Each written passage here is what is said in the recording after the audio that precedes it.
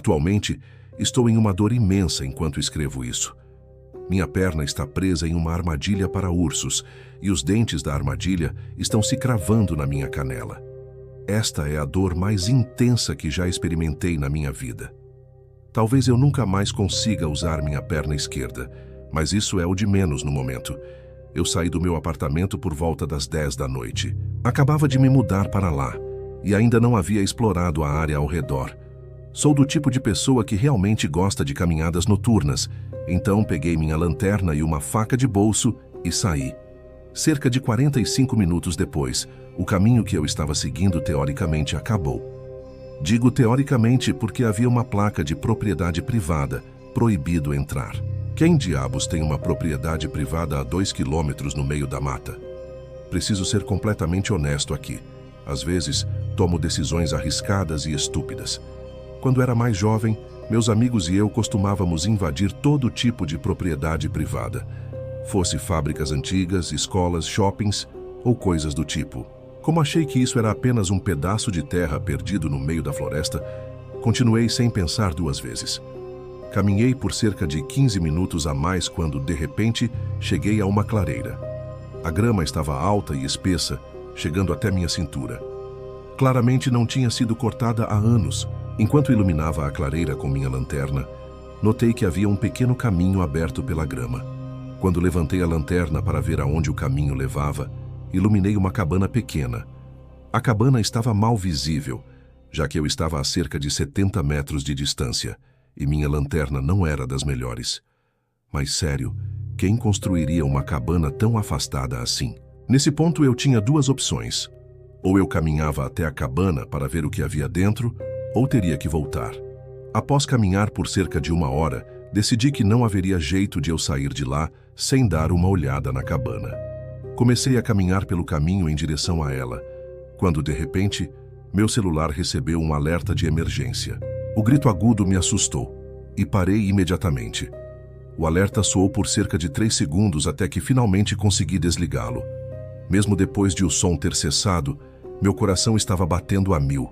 Nessa altura, eu estava a cerca de 5 metros da cabana e estava parado quando, de repente, uma luz acendeu lá dentro. Meu estômago se encheu de pavor. Quem diabos moraria em uma cabana no meio da floresta? Depois de congelar por alguns segundos, recuperei os sentidos e percebi que precisava sair dali o mais rápido possível. Corri pela grama alta, focado apenas em sair daquela clareira. Eu não queria ter uma confrontação desconfortável com quem quer que tivesse acabado de acordar na cabana. Com toda a adrenalina correndo pelo meu corpo, devo ter passado direto por algo no chão bem à minha frente. Com um grande passo, minha perna esquerda caiu em uma armadilha de metal para ursos. Os dentes se fecharam com força na minha perna. Eu imediatamente caí no chão, a dor tomando conta de mim. Minha perna esquerda presa na armadilha. Não conseguia compreender o que acabara de acontecer. Soltei um grito, mas me calei imediatamente. Quem diabos coloca armadilhas de ursos ao redor da própria casa? Estou em uma dor insuportável, deitado no chão, com lágrimas nos olhos, enquanto escrevo isso no meu celular. As luzes da cabana se apagaram novamente, mas estou com medo de não conseguir suportar a dor por muito mais tempo. Devo pedir ajuda para a pessoa na cabana? Mas quem diabos mantém armadilhas de ursos ao redor da cabana? Enquanto olhava ao redor, notei pelo menos 5 outras armadilhas para ursos bem perto de mim. Eu devo ter sido incrivelmente sortudo ao caminhar até a cabana. Se alguém tiver algum conselho, por favor, me ajude. Estou em uma dor imensa e não sei o que fazer.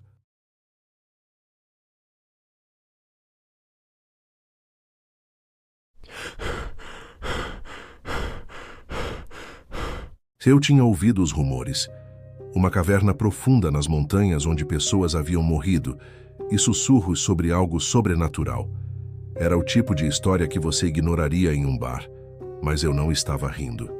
Estava entre empregos, com tempo de sobra, e esse tipo de história sempre me atraía como uma mariposa pela chama. Depois de alguns drinks e insistentes provocações, o bêbado do bar me deu uma localização aproximada.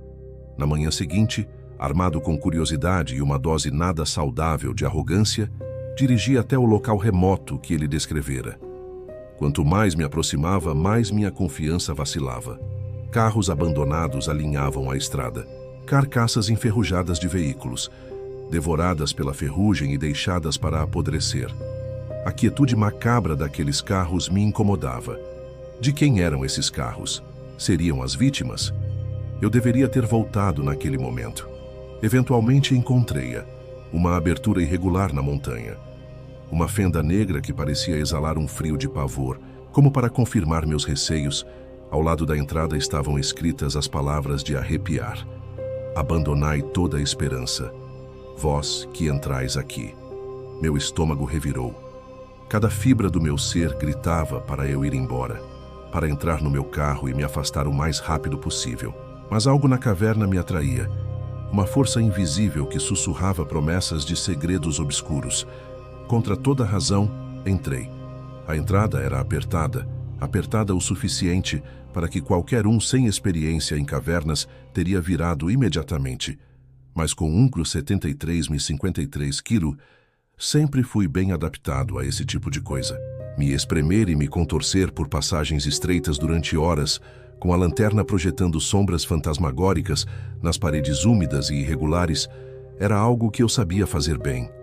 3 horas depois, encontrei uma pequena caverna, grande o suficiente para me alongar e respirar. Fiz uma pausa e examinei o ambiente.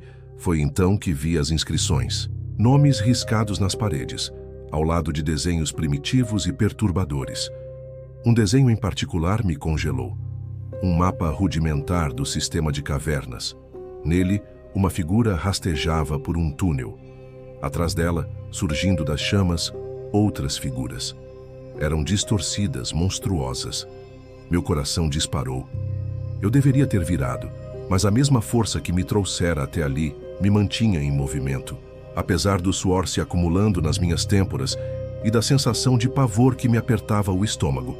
O próximo túnel era ainda mais apertado, mal maior que uma folha de papel. Me contorci por ele, centímetro por centímetro, as pedras ásperas arranhando meus braços e pernas. Cerca de 45 minutos depois, congelei. Um par de sapatos estava preso a um longo corpo morto, encaixado no túnel estreito. O pânico subiu rapidamente. Eu precisava sair, rápido. Comecei a me arrastar para trás, mas então ouvi. Algo estava rastejando em minha direção. O som era suave no começo, o arranhar de unhas ou garras contra a pedra. Minha respiração ficou presa. Gritei, tentando manter a voz firme. Pare! Há um corpo bloqueando o caminho, não consigo passar. O som de arranhões se acelerou. Frenético, desesperado, não tive escolha. Empurrei-me para a frente. Os restos do homem morto estavam frágeis, seus ossos se estilhaçando enquanto eu me arrastava sobre ele, as bordas afiadas cortando minha pele. Atrás de mim, o rastejar ficou mais forte, mais próximo. Então veio o som de ossos se quebrando. O que quer que estivesse me seguindo, estava comendo o cadáver. A adrenalina disparou e me arrastei com mais rapidez, saindo para uma imensa caverna exatamente no momento em que o túnel atrás de mim soltava um último, aterrorizante estalo. Não perdi tempo. Empilhei pedras, equipamentos, qualquer coisa que eu pudesse encontrar contra a fenda para bloquear o que quer que estivesse atrás de mim. Meu coração disparava, meu peito arfava. Mas ao me virar para inspecionar a caverna, uma nova monstruosidade me aguardava. Era imensa, como o interior de um estádio de futebol. O ar estava sufocante e as paredes pareciam cintilar com o calor. E então, ouvi-as. Vozes. Vozes familiares. Sussurravam meu nome, zombando de mim, me lembrando de coisas que eu havia enterrado há muito tempo. A voz do meu pai se destacava entre elas, um sorriso cruel ecoando em meus ouvidos. As coisas que ele fizera, o modo como me destruíra quando criança. Tudo isso voltou com força, cruamente vivo. Tentei bloquear, mas então vi. O centro do calor, daquelas vozes sussurrando. Um abismo de fogo queimava no centro da caverna, suas chamas lambendo a escuridão acima. De suas profundezas, figuras rastejavam, escalando, suas faces distorcidas em agonia, mas algumas perturbadoramente familiares, pessoas que eu conhecera, pessoas que eu havia magoado. E então o vi, meu pai. seu rosto deformado por ódio e raiva, rastejando em minha direção. "Filho", rugiu ele, "para onde você vai? Agora você é meu, vai ficar comigo para sempre." Eu corri. Encontrei outra fenda, menor que a última, e me joguei nela. As paredes arranharam minha pele até ficar crua enquanto eu me arrastava, desesperado para escapar dos gritos, do calor, daquilo que havia sido meu pai. O túnel começou a tremer violentamente, pedras se estilhaçando e caindo, como se a própria montanha quisesse me prender ali. Atrás de mim a voz ficava mais alta, mais furiosa. "Você não pode escapar de mim, filho." Eu me arrastei, ignorando a dor lancinante nos meus braços e pernas até finalmente vi luz. Me puxei para fora do túnel, ofegante, chorando, e caí na grama. Meu carro estava ali, estacionado a uns 6 metros da entrada da caverna. Não olhei para trás. Dirigi direto para a cidade e nunca contei a ninguém o que vi. Desisti das cavernas depois disso. O que quer que eu tenha encontrado lá dentro não era para ser encontrado, e vou lutar para nunca mais procurar algo assim novamente.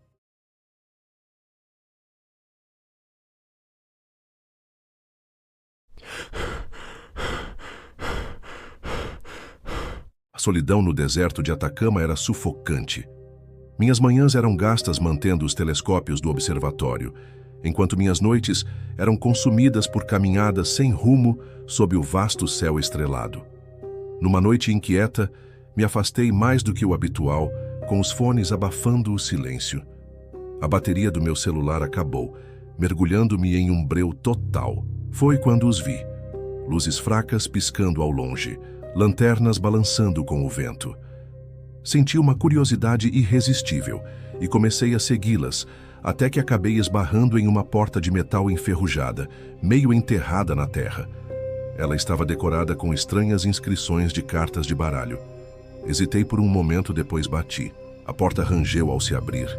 Um homem estava ali, sorrindo de maneira desconcertante. Sem dizer uma palavra, ele se afastou, fazendo um gesto para que eu entrasse. Dentro, o ar estava pesado com poeira. O bunker era mal iluminado e as paredes estavam cobertas por prateleiras com cartas de baralho espalhadas. "O que te traz aqui?" ele perguntou com uma voz estranhamente alegre. "Eu trabalho no observatório", murmurei. "Estou entediado." O sorriso dele se distorceu. "Você não deveria estar aqui." Antes que eu pudesse responder, o sorriso voltou, mais largo. "Mas já que você veio, vamos jogar pôquer." Sentei à mesa, desconfortável. Atrás dele, algo estava coberto por um pano. O baralho de cartas parecia quente nas minhas mãos, como se estivesse vivo. Jogamos em silêncio. À medida que as horas passavam, meu desconforto aumentava. Finalmente, o pano escorregou, revelando uma carta em branco. Congelei. Ele percebeu meu olhar e sorriu. "Essa carta, ela é a última peça da minha coleção. O Rei de Copas. É o que eu preciso para completar meu baralho." Eu dei uma risada nervosa. "O que você quer dizer?" "É só uma carta." "Claro, agora é só uma carta. Mas logo será um Rei de Copas. A única carta que falta na minha coleção. Só precisa de uma alma com quem eu possa me comunicar. E você é essa alma sortuda." Ele se inclinou mais perto e falou uma palavra que eu não conseguia entender. O ar ao meu redor ficou denso e a carta em suas mãos começou a brilhar. Antes que eu pudesse reagir, me vi preso dentro da carta, incapaz de me mover, incapaz de gritar. Meu corpo encolheu, minha forma se distorceu até que eu não fosse mais nada além de um rei de copas, aprisionado na superfície fria e plana da carta. "As almas presas nessas cartas, elas me tornam invencível", ele disse suavemente, como se saboreasse o pensamento. Ele fez um gesto com a mão, e as paredes do bunker se abriram, revelando fileiras e mais fileiras de esqueletos. Eu assistia a tudo isso, completamente preso em uma superfície branca e vazia. "Esses são todos os 51, disse ele. "Ops, 52. Você é a mais nova adição. Sua carne ainda está fresca. Logo vai apodrecer, não se preocupe", ele disse enquanto soltava uma gargalhada alta. "Todos tentaram fugir", ele sussurrou. "Mas suas almas se tornaram parte do meu baralho. E agora todos vocês vão jogar para sempre." Colocando todas as 52 cartas vivas, incluindo eu no bolso, ele podia ser ouvido dizendo: "Agora sempre vou bater um Royal Flush."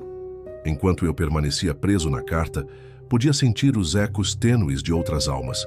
Seus sussurros tocavam minha mente, fragmentados e desesperados, implorando por liberdade. O homem embaralhou o baralho e sua risada ressoava como um trovão nos meus ouvidos. "Viu?" ele disse, inspecionando sua coleção grotesca. "Cada um de vocês fortalece meu poder. Quanto mais cartas, mais imparável eu me torno." Ele guardou o baralho no bolso, e a escuridão me consumiu. O tempo deixou de existir. Tudo o que eu sabia era o frio e sufocante silêncio. De dentro da carta, meu tormento era interminável. O homem aparecia lá dentro, seu sorriso se esticando de forma antinatural. Ele me zombava, caminhando livremente por essa prisão onde eu permanecia preso. "Como é a sensação?" Ele zombava, batendo na superfície da minha prisão. Às vezes ele se sentava ao meu lado, embaralhando um baralho que parecia vivo, com cada carta sussurrando fracos gritos de desespero. "Eu venho aqui quando estou entediado", ele dizia, inclinando-se mais perto.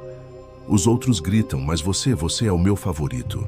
Ele desaparecia tão rapidamente quanto havia chegado, me deixando sozinho, impotente, esperando pela próxima visita assombrosa.